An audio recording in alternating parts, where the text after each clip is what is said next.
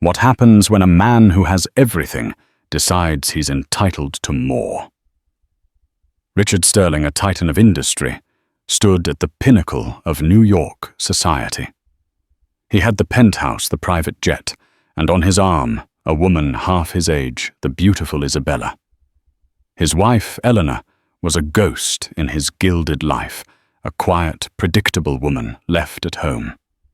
Tonight, at the city's most exclusive charity gala, Richard was ready to flaunt his new life. He stepped into the glittering ballroom, a king with his new queen, believing he was the master of his universe. But he was about to learn a terrifying lesson. The quietest people often have the most thunderous secrets, and hell hath no fury. Like a woman you've tragically, fatally underestimated. The black Escalade glided through the rain-slicked streets of Manhattan like a predator in the night. Inside, cocooned from the symphony of honking taxis and the distant wail of sirens, Richard Sterling adjusted the crisp cuffs of his Tom Ford tuxedo. The faint scent of his expensive cologne, a custom blend with notes of oud and leather, filled the confined space. Beside him, Isabella Rossi shifted the crimson silk of her gown rustling against the plush leather seats. "Are you nervous, darling?" Richard asked, his voice a low, confident purr. He didn't look at her, his gaze fixed on the glittering skyscrapers piercing the charcoal sky. Isabella forced a delicate laugh. "Nervous with you never." She placed her hand on his thigh, her long manicured fingers a stark splash of scarlet against his black trousers. "I'm just excited. The St. Jude's Children's Hope Gala. It's the event of the season." "It's a room full of peacocks and sharks," Richard corrected, a smirk playing on his lips. "Tonight, we are the sharks." He finally turned to look at her, and his chest swelled with a familiar, intoxicating pride. Isabella was exquisite, a piece of art he had acquired.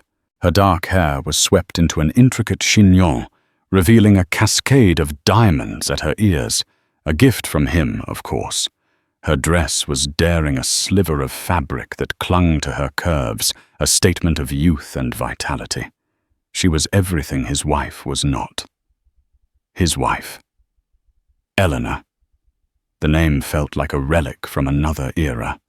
He pictured her then probably at home in their cavernous Greenwich estate, curled up with a book, blissfully unaware. Predictable. Safe. Boring.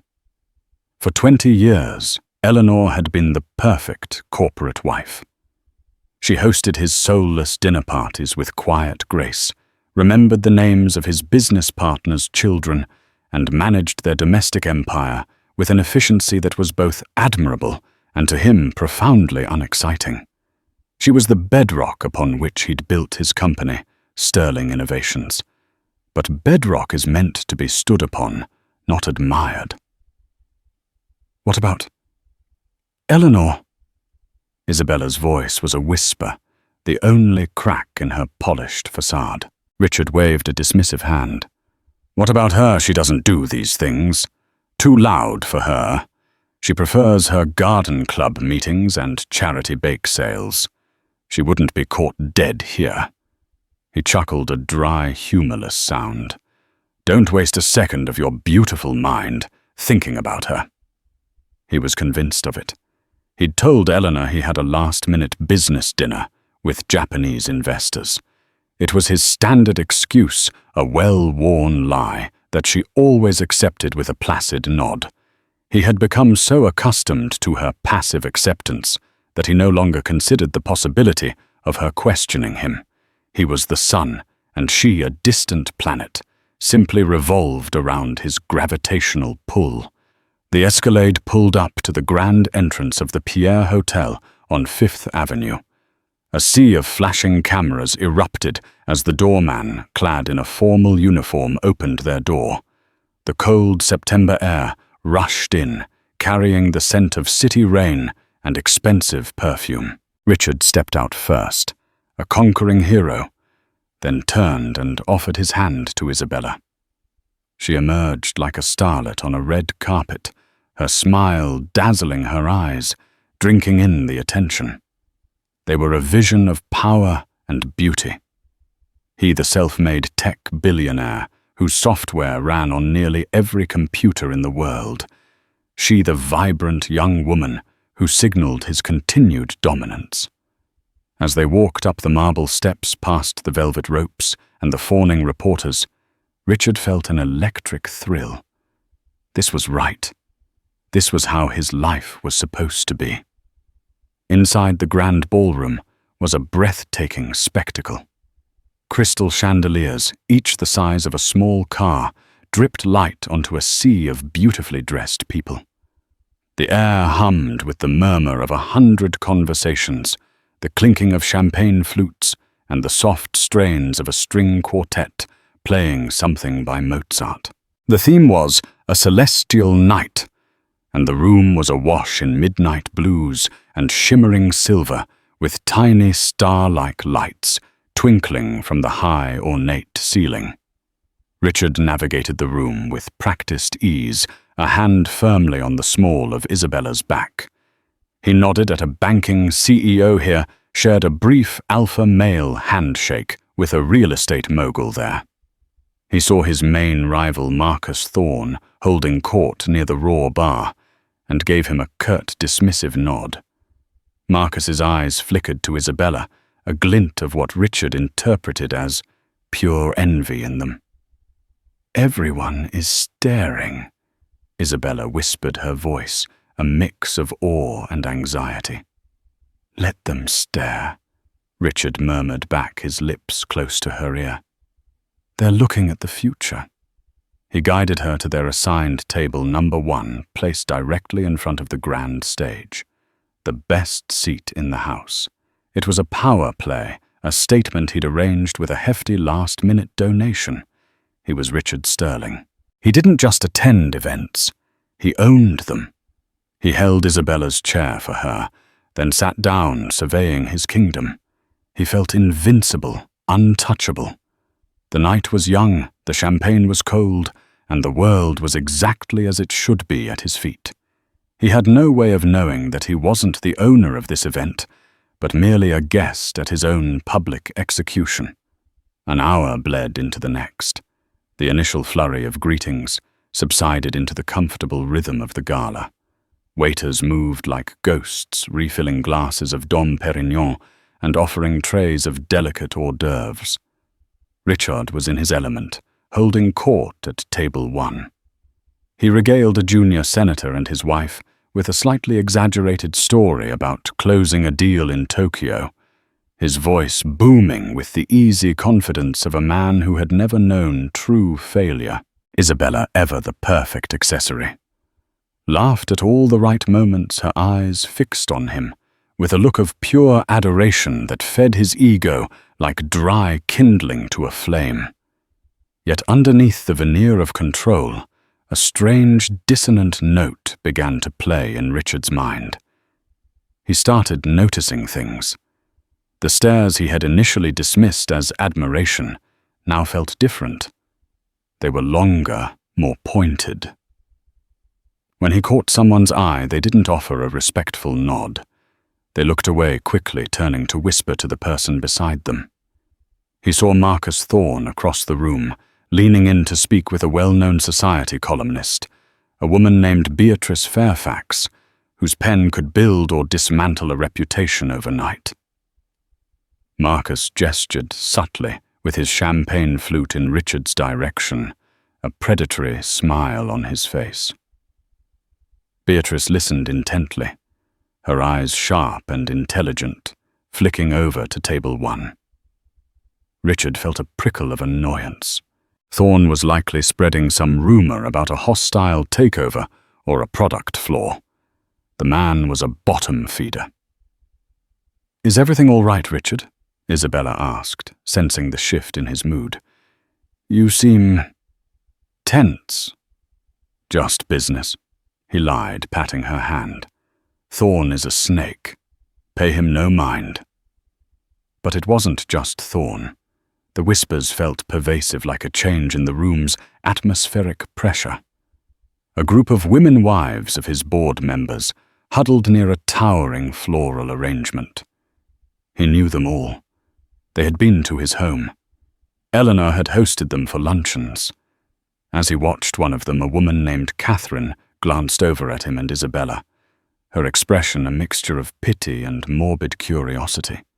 She quickly whispered something to the others, and they all subtly turned to look before dissolving into a flurry of hushed gossip. A cold knot began to form in Richard's stomach. This wasn't business rivalry. This felt personal. He scanned the room again, trying to pinpoint the source of the unease. The decor, the guest list, the seating chart. Everything was meticulously planned, as is typical for an event of this magnitude. But who was behind it? The official event chair was a kindly old dowager, Beatrice's mother-in-law in fact, who barely had the energy to plan her own bridge games. The real work was always done by a major sponsor, a benefactor who poured millions into the event in exchange for control and prestige. Usually, that was him, or Thorne, or one of the other titans in the room. This year, however, the main sponsor had been a mystery. The invitations had spoken of a generous anonymous benefactor from a private entity known only as the Vanguard Legacy Foundation. The name was new unknown in the tight-knit circle of New York philanthropy. Richard had assumed it was some new money tech billionaire from Silicon Valley trying to make a splash.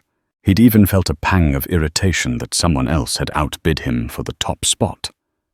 "Darling, the host is about to speak," Isabella said, nudging him gently. Richard's attention snapped back to the stage. The lights in the ballroom dimmed, casting the tables in an intimate, shadowed glow. A single brilliant spotlight illuminated the podium. The host for the evening, the famous talk show host James Corden, walked onto the stage to a round of enthusiastic applause. "Good evening, New York City," Corden began, his cheerful British accent echoing through the ballroom. "And welcome to the St. Jude's Children's Hope Gala. You all look absolutely stunning, and I must say the wallets in this room tonight are looking even better." The crowd laughed appreciatively. Corden launched into his monologue, a well-rehearsed series of jokes about billionaires' fashion and the city's absurd real estate prices. Richard barely listened. He was still scanning the faces in the crowd, the unease in his gut now a churning anxiety. He felt like a character in a play who had forgotten his lines, a horrifying feeling for a man who prided himself on always writing the script. "But in all seriousness," Corden said, his tone shifting to one of sincerity, "we are here for an incredible cause, to give hope to children and families facing the unimaginable. And this year, our gala, this beautiful night, has been made possible by one organization's profound generosity. An organization that until tonight has preferred to remain in the shadows." A hush fell over the room. The air crackled with anticipation. This was the moment. The great unveiling of the mysterious benefactor. Richard leaned forward, his curiosity momentarily overriding his anxiety. Who was this Vanguard? This foundation is new, but its mission is timeless, to invest in the forgotten, to empower the overlooked, and to build a legacy of strength and independence.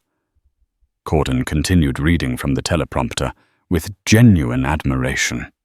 Their contribution this year is the largest single donation in the history of the St. Jude's Gala. It is my absolute honor and privilege to introduce the founder and CEO of the Vanguard Legacy Foundation. Richard held his breath. He expected to see a slick tech bro or an ancient oil tycoon walk out from the wings of the stage. He adjusted his tie, ready to size up his new rival. Corden beamed. "Please give a thunderous welcome to the heart and soul behind this incredible gift. Miss Eleanor Vance. The name hit Richard Sterling with the force of a physical blow. For a split second, it didn't register. Vance. That was Eleanor's maiden name, a name he hadn't heard spoken in 20 years. It couldn't be. A mistake. Some other Eleanor Vance. But then she emerged from the side of the stage, walking into the brilliant white spotlight. It was her. It was his wife, Eleanor. The room, which had been silent, erupted in a tidal wave of gasps and frantic whispers. Every single head in the crystal ballroom swiveled not to the woman on the stage, but to table 1. To him. Richard felt 1,000 pairs of eyes on him, hot and sharp as needles. He sat frozen in his chair, his face a mask of utter uncomprehending shock. The champagne glass in his hand trembled, and a single cold drop fell onto his pristine tuxedo. Beside him, Isabella's perfectly painted smile had vanished, replaced by a pale, gaping confusion. "Richard," she whispered, her voice barely audible. Who is that?" Richard couldn't answer. He could only stare at the woman on stage. It was his quiet, predictable book-reading wife. But the woman in the spotlight was a stranger. She wore a bespoke navy blue gown that shimmered like the night sky, her shoulders bare and elegant. Her normally simple brown hair was styled in soft, sophisticated waves, and a necklace of sapphires and diamonds rested at her throat, a piece he had certainly never seen before. She looked poised. She looked radiant. She looked powerful. And she was not looking at him at all. Time seemed to warp in the grand ballroom of the Pierre. For Richard Sterling, the seconds stretched into an agonizing eternity. The collective gasp of the city's elite echoed in his ears, a sound that would haunt his nightmares. The spotlight holding his wife on stage felt like an interrogation lamp, and he was the one being exposed. Eleanor approached the podium with a calm, measured grace that he had never witnessed. There was no trace of the hesitant, accommodating woman who asked his permission before changing the drapes in the living room. This woman moved with the self-assurance of a CEO, of a leader, of someone who belonged in that spotlight far more than he ever had. She placed her hands lightly on the sides of the lectern, her fingers steady. The sapphire on her hand, a massive stone he didn't recognize, caught the light and sent a shard of brilliant blue across the darkened room like a sniper's laser. Her eyes, the same warm hazel eyes he had looked into for 2 decades, swept across the audience. They were not warm now. They were cool, deliberate, and held a steely resolve he couldn't fathom. She surveyed the crowd, her gaze passing over Marcus Thorne's stunned face, over the gossiping wives of his board members, and finally, for a single, fleeting second, her eyes met his. In that 1 second, Richard saw it all. There was no anger, no hatred, not even sadness. There was only a calm, chillingly impersonal assessment. It was the look a biologist gives a specimen under a microscope just before dissecting it. Then her gaze moved on, dismissing him as if he were nothing more than part of the scenery. The whispers in the room had grown to a deafening roar. "Is that Eleanor Sterling?" She used her maiden name, Vance. My God, look at Richard's face. And who is that girl with him? Isabella was tugging at his sleeve, her panic now palpable. Richard, what is happening? Is this some kind of joke? Why is your wife on stage? Richard couldn't form words. His throat was a desert. His mind, usually a high-speed processor of data, and strategy was a blue screen of death. The system had crashed. He watched, dumbfounded, as Eleanor tapped the microphone lightly. The sound reverberated instantly, silencing the room. The power she commanded was absolute. "Thank you, James," she began, her voice clear and resonant, amplified by the speakers. It was her voice, but imbued with a confidence that made it sound entirely new. "And thank you all for being here tonight to support a cause so dear to my heart." She smiled, a genuine warm smile directed at the audience at large. It was a performer's smile, and it was devastatingly effective. "For many years," she continued, "I have moved through this city through rooms like this one in a supporting role, and I was content in that role. It is a vital one, and I honor all who fulfill it. But I come from a line of dreamers and builders. My father, Arthur Vance, was a brilliant engineer. He had a mind that could see the future. He designed a revolutionary data compression algorithm in the late 1990s, an idea that was poised to change the world." Richard felt a jolt as if struck by lightning. Her father's algorithm. The algorithm. The one he'd told her was a dead end, a pipe dream. The one he'd helped her father with, suggesting a few minor tweaks before buying the patent off the old man for a pittance when he fell on hard times. The very algorithm that became the foundational code for sterling innovations. His entire empire was built on Arthur Vance's pipe dream. "But my father was a better inventor than he was a businessman," Eleanor said, a note of carefully controlled sorrow in her voice. "He was outmaneuvered. His legacy was bought, rebranded, and sold to the world under a different name while he was left with almost nothing. He passed away believing he was a failure. But he wasn't. He was just ahead of his time." The air in Richard's lungs turned to ice. This wasn't just an announcement. This was a narrative, a story. And he was the unnamed villain. He could feel Marcus Thorne's eyes burning into him from across the room, the dawning realization and vicious delight spreading across his rival's face. "I created the Vanguard Legacy Foundation," Eleanor declared, her voice ringing with purpose, "to honor him, to ensure that brilliant minds, the overlooked dreamers, and the quiet geniuses are never again pushed to the sidelines. We find them, we fund them, and we give them the one thing my father never had: a shield, a vanguard to protect their legacy."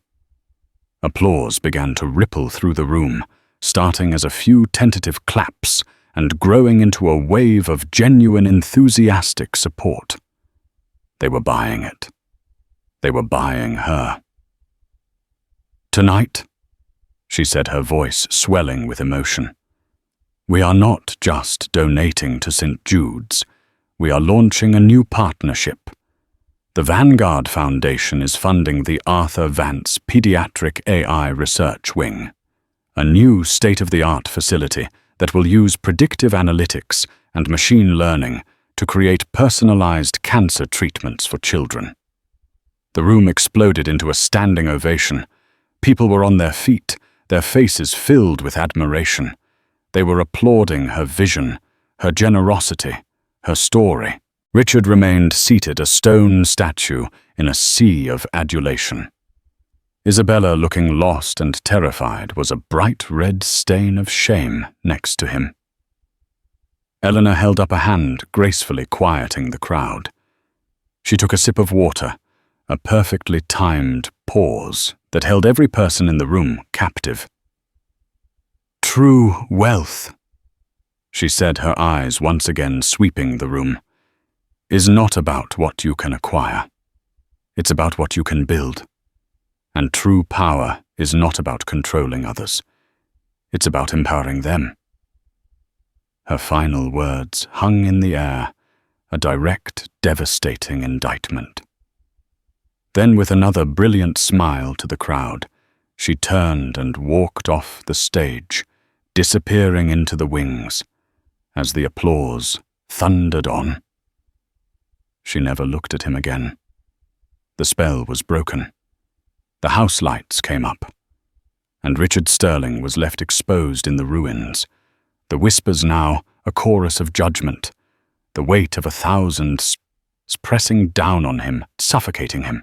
His kingdom had not just been conquered, it had been dismantled and rewritten by the one person he had never even considered a player in the game. The standing ovation continued for what felt like a lifetime.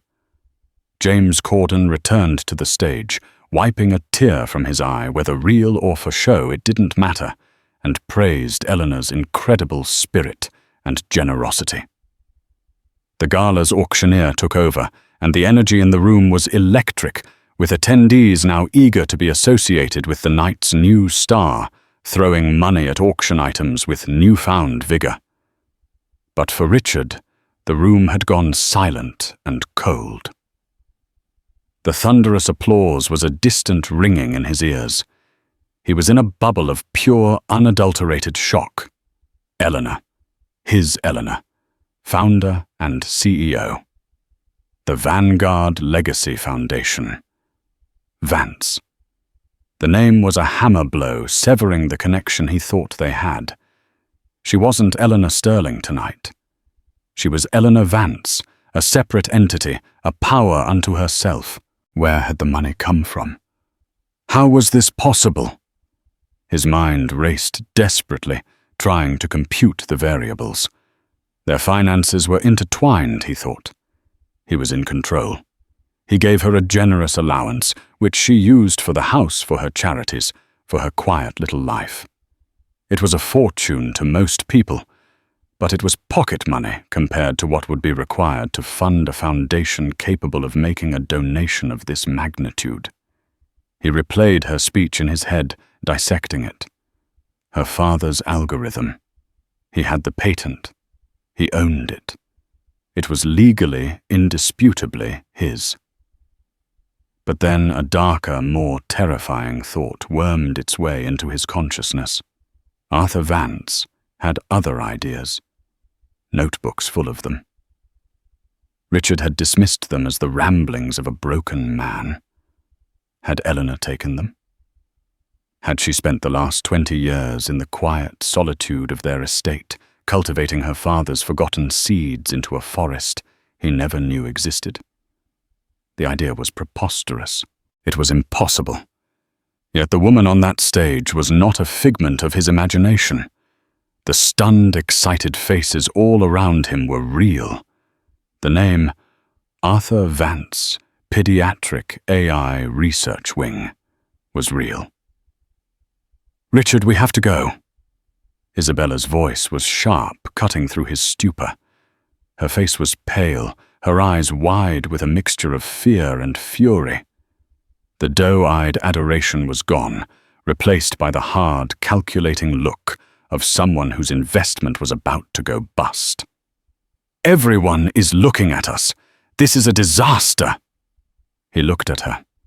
Truly looked at her for the first time that night, not as a beautiful object, but as a person, and saw the naked, selfish panic in her eyes. She wasn't worried about him. She was worried about her position, her reputation, the life she thought she was securing. "Get up, Richard," she hissed, her voice low and venomous. "Do something, you look like a fool." He finally moved his limbs, stiff and heavy, as if moving through water. He stood up, his 6'2" frame, feeling small and exposed for the first time in his adult life. The moment he was on his feet, the illusion of privacy shattered. It was as if a signal had been given. The whispers stopped. The stolen glances became direct stares. He felt the full, crushing weight of their collective judgment. His rival Marcus Thorne chose that exact moment to stroll over a look of faux concern, plastered on his face that did nothing to hide the triumphant glint in his eyes. "Sterling," Marcus said, his voice dripping with condescending sympathy. "Quite a night. I had no idea your wife was such a powerhouse. Kept her hidden away all these years. Smart man." He chuckled, a low, cruel sound. "Or maybe not." Richard's hands clenched into fists at his sides.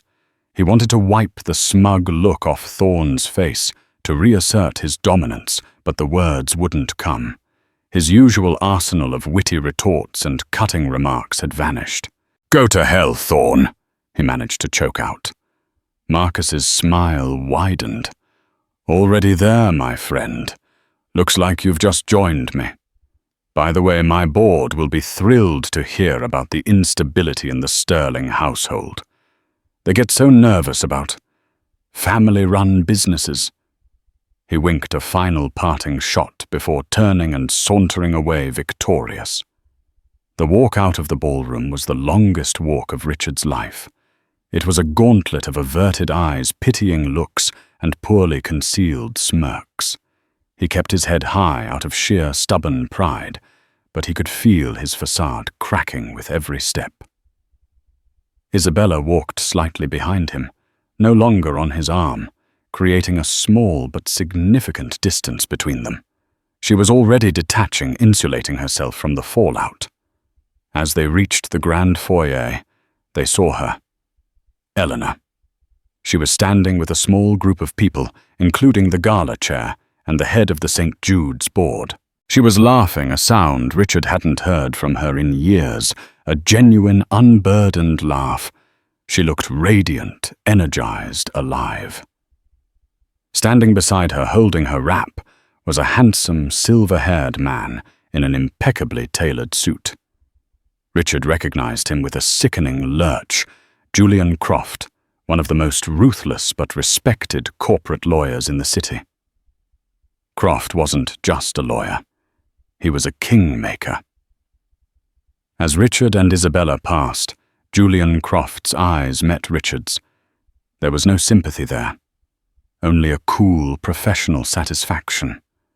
The look of a man whose long-term strategy had just paid off perfectly. Eleanor didn't even turn. It was the ultimate, most devastating cut. She had not only orchestrated his public humiliation, but she was now completely indifferent to his presence.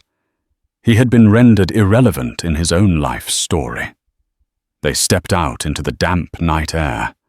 The flashes of the paparazzi cameras were now blinding, frenzied. The reporters smelling blood swarmed them. "Mr. Sterling, what did you think of your wife's announcement? Is it true you built your company on her father's work? Is this the end of your marriage? Who is your companion tonight, Mr. Sterling?" Richard pushed through them, shoving a camera out of his way, his face a grim mask of fury. He bundled a stunned Isabella into the back of the waiting Escalade and slammed the door, shouting the address of her apartment at the driver, not his. The ride was Sarantun, a suffocating vacuum filled with unspoken accusations and the death of an affair. The dream was over. The nightmare was just beginning. The interior of the Escalade, once a symbol of power and privacy, now felt like a pressurized coffin. The silence was thick and heavy, broken only by the rhythmic swish of the windshield wipers against the persistent drizzle. Isabella sat pressed against the far door, her arms crossed tightly over her chest, a silent, furious statue of crimson silk. The woman who had gazed at him with such adoration was gone, replaced by a stranger with hard, accusing eyes. "Well," she finally snapped, her voice brittle, "are you going to say something, or are we just going to sit here in silence while my entire life goes up in flames?" Richard, who had been staring blankly at the blur of city lights, turned his head slowly to face her. His mind was still a maelstrom of shock and rage.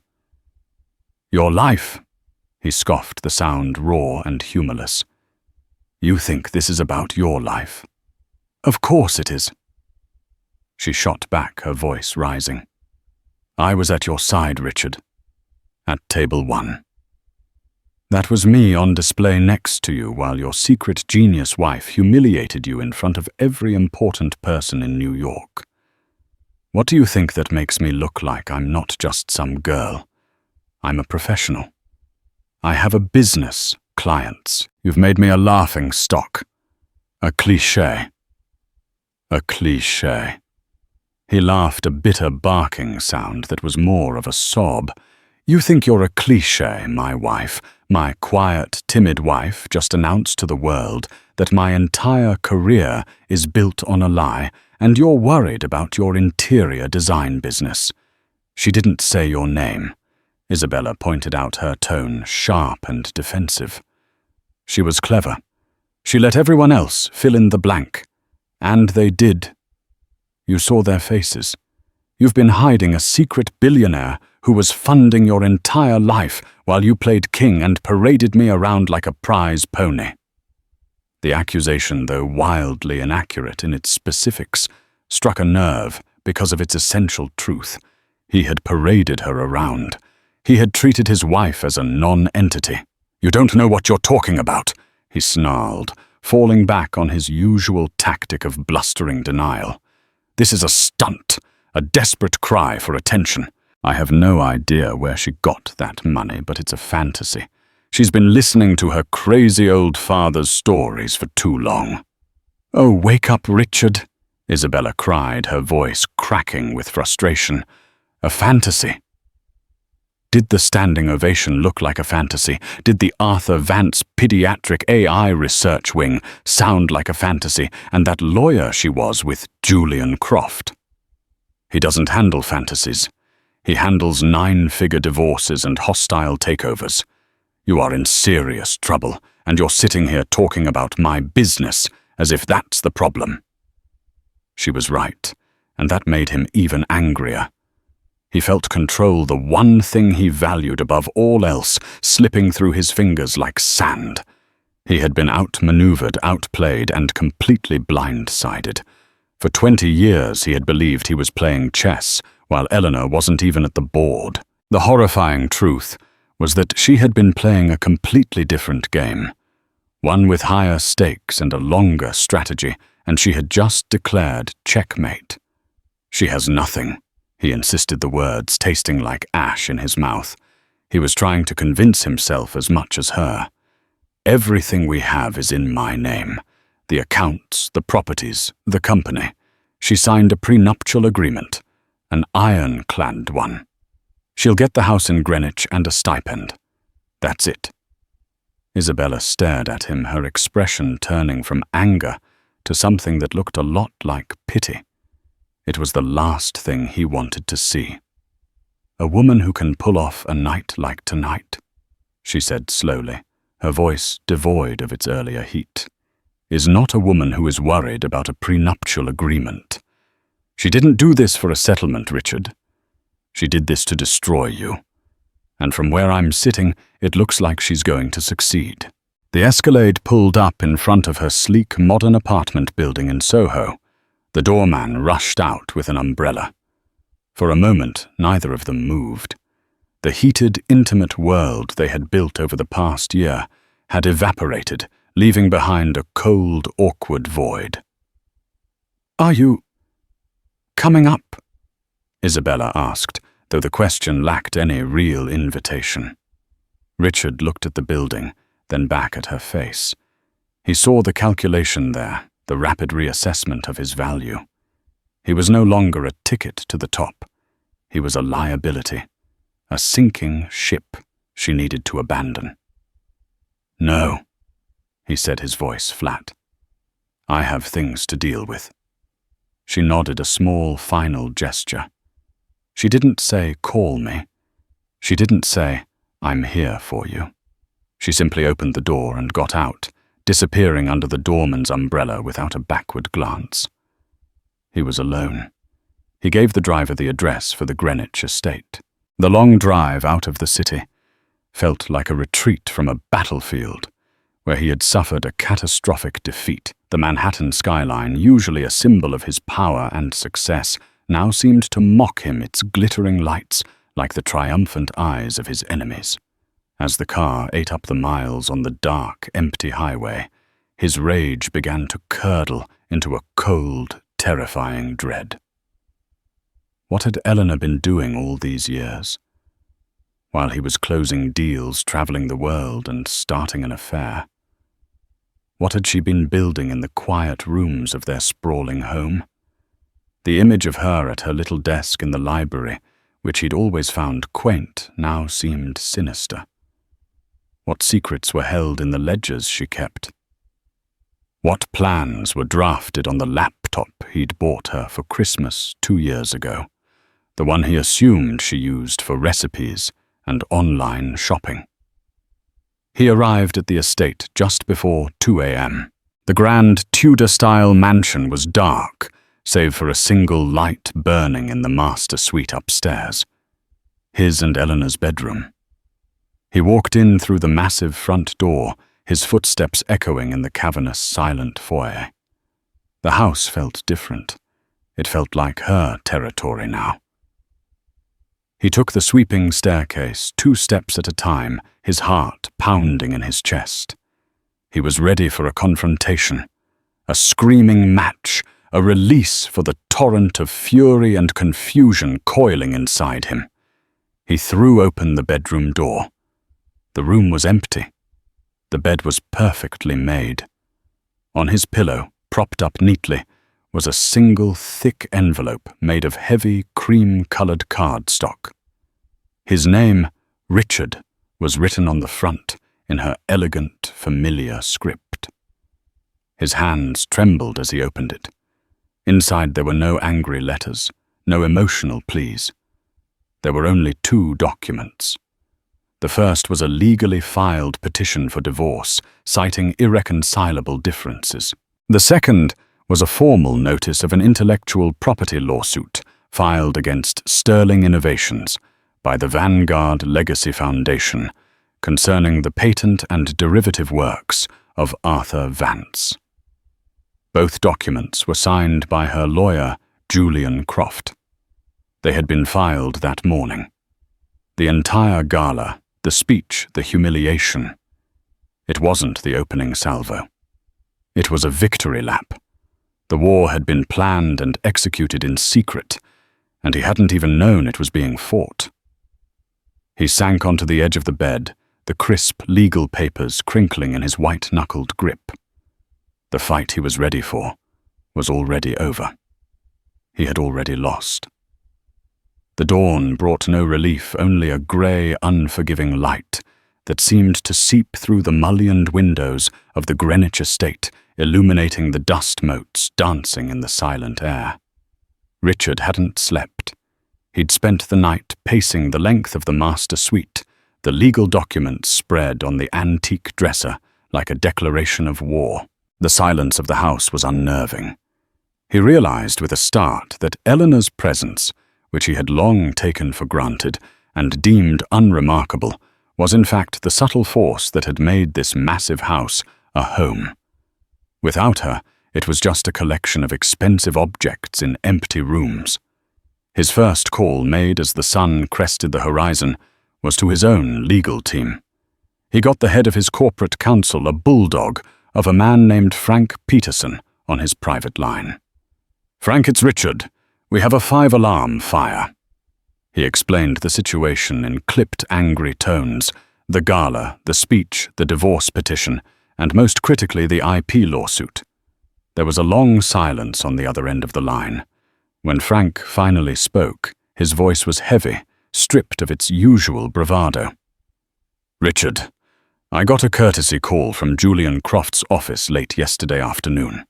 I was trying to reach you all evening. The suit is real, and it's not frivolous." "What the hell do you mean it's not frivolous?" Richard roared into the phone. "I own the patent. I bought it from Arthur Vance himself, fair and square."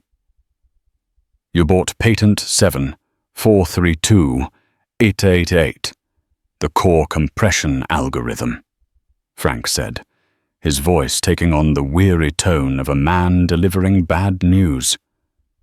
"The lawsuit Croft has filed alleges that Sterling Innovations' subsequent most profitable software suites were developed using derivative concepts and methodologies found in Vance's private research journals that were not part of the patent sale. They claim you had access to them through your wife and knowingly committed industrial espionage and patent fraud." Richard felt the blood drain from his face. The notebooks. The rambling, chaotic notebooks filled with half-formed theories and complex equations he'd once mocked. He'd seen Eleanor studying them for years, transcribing them, organizing them. He had thought it was a sentimental hobby, a daughter's tribute to her father. "That's insane," he stammered, but his voice lacked conviction. "She can't prove that." "They seem to think they can," Frank said grimly. "Julian Croft doesn't bluff, Richard. He's submitted hundreds of pages of evidence for discovery. Annotated journals, dated digital files, even early email correspondence between you and Arthur. This has been in the works for a very, very long time." A wave of nausea washed over him.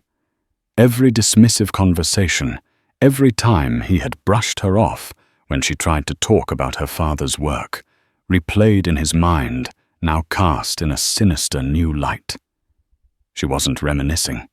She was gathering intelligence. The second blow came an hour later. His CFO called. "Richard, we have a problem, a big one. The market opened an hour ago. We're down 9%. "It's a knee-jerk reaction to the gossip," Richard snapped. "It'll bounce back." "I don't think so," the CFO said, his voice strained. "The story isn't just gossip anymore. Beatrice Fairfax's column went live at 6 a.m. It's the lead story in the Financial Times. It's everywhere. The narrative is set, sterling innovations built on stolen genius. Our investors are spooked." He was right. By mid-morning, the financial news networks were running the story on a loop. They showed clips of Eleanor's poised, powerful speech, contrasted with blurry paparazzi photos of Richard storming out of the gala with a furious-looking Isabella. They had experts analyzing the lawsuit and legal scholars praising the brilliant airtight case constructed by Julian Croft. Then came the third, most personal blow. Richard, in a fit of rage, decided to cut Eleanor off. He would freeze their joint accounts, cancel her credit cards. He would show her that her foundation was nothing without his money. He logged into his private banking portal, his fingers flying across the keyboard. He pulled up their main joint investment account, an 8-figure portfolio he used for personal liquidity. A single line of text glowed on the screen. "Account closed." He stared, uncomprehending. He tried another, a savings account. Account closed. Frantically, he navigated through the portal. Every joint account had been systematically closed over the past 6 months. The funds had been transferred out. He pulled up the transaction history. The money had been moved legally and meticulously into a new set of accounts. Accounts held in trust by a law firm. Julian Croft's law firm. He remembered the papers he'd shoved in front of her a few months ago. "Just some tax restructuring," he'd said, not even bothering to explain. "Sign here, here, and here." She had signed without a word, her pen moving with its usual quiet efficiency. He had thought it was a sign of her trust, her submission. He saw now it was the final step in her masterful plan. She had used his own arrogance and dismissiveness against him, getting him to authorize the very transactions that would fund his own destruction. The prenuptial agreement he had been so proud of, the one that protected his assets, was now a weapon against him. It had stipulated a clear separation of premarital assets and any assets generated independently during the marriage. For 20 years he assumed she had none. But Eleanor hadn't just been organizing her father's old notes. She had used them, working with a small secret team funded by a modest inheritance from her mother that he'd never bothered to ask about. She had patented her father's derivative works under her own name, Eleanor Vance. She'd then licensed that technology quietly and strategically through shell corporations to burgeoning tech firms in Asia and Europe, markets he had considered secondary. While he was focusing on conquering America, She was quietly building a global empire in his shadow. The Vanguard Legacy Foundation wasn't just funded by a donation. It was the parent company of a multi-billion-dollar technology licensing firm. The sterling facade had not just crumbled, it had been revealed as a hollow shell. His reputation was in tatters. His company was under siege. His stock was in free fall. And his wife, the woman he had underestimated for 2 decades, held all the cards.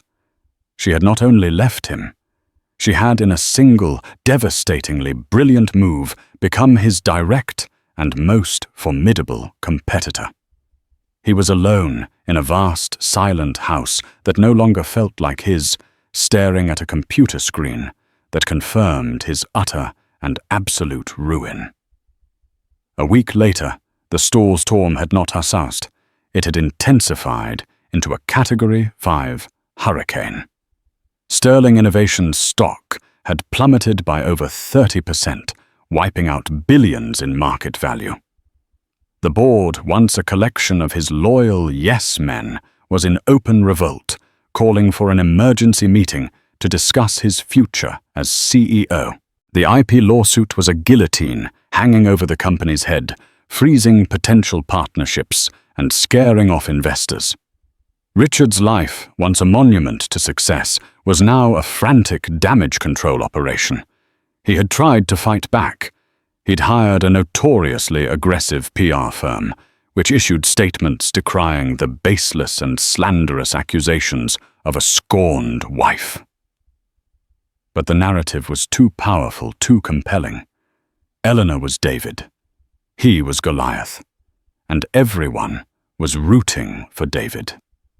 Isabella was gone, of course. She had sent a single text message 3 days after the gala.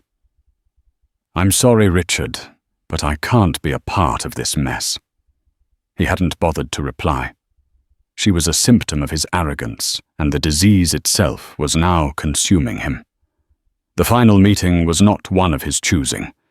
It was arranged by the lawyers, not in a boardroom or a grand office, but in the neutral, sterile environment of a downtown mediation center. When Richard walked in, he felt a decade older. His expensive suit hung on him. His face was gaunt, and the confident swagger that had defined him was gone, replaced by a weary, haunted tension. Eleanor was already there, sitting at the long mahogany table next to Julian Croft. She looked serene. Dressed in a simple but elegant cream-colored business dress, she exuded a quiet authority that filled the room. She was no longer the ghost from the gala. She was the architect of this new reality. "Richard," she said, her voice even and calm. It was the first time she had spoken to him directly since that night.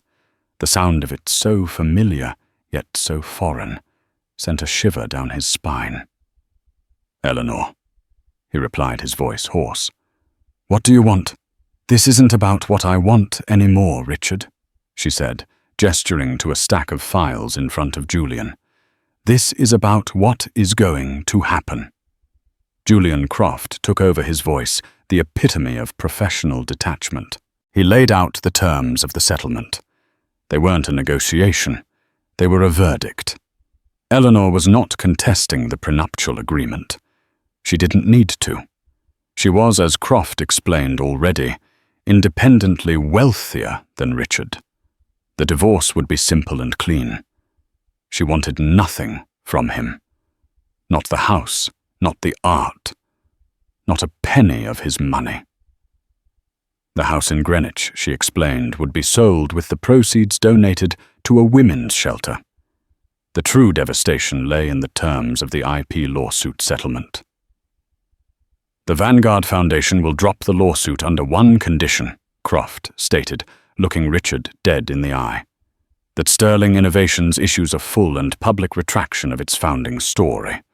You will acknowledge in a press release and in your SEC filings the foundational contributions of Arthur Vance to your core technologies." Richard stared at him aghast. That would destroy the company. It would be an admission of guilt. It's an admission of truth, Eleanor interjected, her voice cutting through the legal jargon. It's what you should have done 20 years ago. Croft continued. Furthermore, a controlling interest of Sterling Innovations, 51% of all voting shares will be transferred to a new holding company. He slid a document across the table. A holding company, managed by the Vanguard Legacy Foundation. Richard felt the last of the air leave his lungs. You want to take my company? No, Richard, Eleanor said, and for the first time a flicker of the woman he once knew was in her eyes. Not softness, but a profound, deep-seated weariness. I don't want your company. I'm saving it. Your leadership has made it vulnerable. Your arrogance has made it a target. The board is already preparing to oust you. This way the company survives, the employees keep their jobs, and my father's legacy is finally secured. You, however, will be required to step down as CEO effective immediately. It was the end. A total unconditional surrender. He had no leverage, no moves left to make. Frank Peterson, his own lawyer, sitting beside him, simply gave a slow, defeated nod. This was the only way out that didn't involve complete corporate collapse and potential criminal charges. Why? Richard finally whispered the question, not directed at the lawyer, but at her. After all these years, Eleanor, why like this? Eleanor leaned forward, her hands clasped on the table. Her gaze was unflinching. You think this was about the affair, don't you? You think this was about Isabella? She asked, a sad, knowing smile on her face. Richard, Isabella was just a symptom. This started long before her. It started the day you came back from my father's funeral and told me his notebooks were a lovely memento. It grew every time you patted my head and called my ideas cute. It solidified every time you introduced me as the little woman who handles the important things like what color to paint the dining room. You didn't just neglect our marriage, Richard. You erased me from my own life. You took my father's legacy, you took my ideas, and you left me with an allowance and a garden to tend. An affair is a betrayal of the body. You committed a betrayal of the soul. She stood up, her movement signaling the end of the meeting, the end of their life together. I didn't do this to destroy you, she said, her voice now softer, but no less final. I did this to build myself. You just happened to be in the way. With that, she turned and walked out of the room, followed by her lawyer. She didn't look back. Richard Sterling remained at the table, a king deposed, staring at the documents that signed away his empire. He had flown too close to the sun, blinded by his own brilliance, never realizing that the quiet, steady planet he'd left behind was not just reflecting his light, but was in fact a star of its own, brighter, hotter, and powerful enough to burn his entire world to the ground. He had lost everything, not to a rival or a market crash, but to the one person he was sure he owned. And in the crushing silence of the mediation room, he finally understood the terrifying power of a woman with nothing left to lose and everything to build. The story of Richard and Eleanor Sterling is a gripping tale of power, betrayal, and the spectacular rebirth of a woman who was written off. It's a stark reminder that the people we underestimate often possess a strength we cannot possibly imagine. Eleanor didn't just get revenge. She reclaimed her own story, her father's legacy, and built a new future from the ashes of a life that was meant to keep her small. Her victory wasn't in Richard's destruction, but in her own magnificent creation. What do you think is the most powerful lesson from Eleanor's long game? Was her takedown a masterclass in strategy or a tragedy born from years of neglect? Let me know your thoughts in the comments below. If this story captivated you and you want more tales of dramatic twists and poetic justice, please show your support. Hit that thumbs up button to give it a like, share it with someone who loves a story of empowerment, and most importantly, subscribe to the channel. Don't forget to ring that notification bell so you won't miss our next video. Thank you for listening.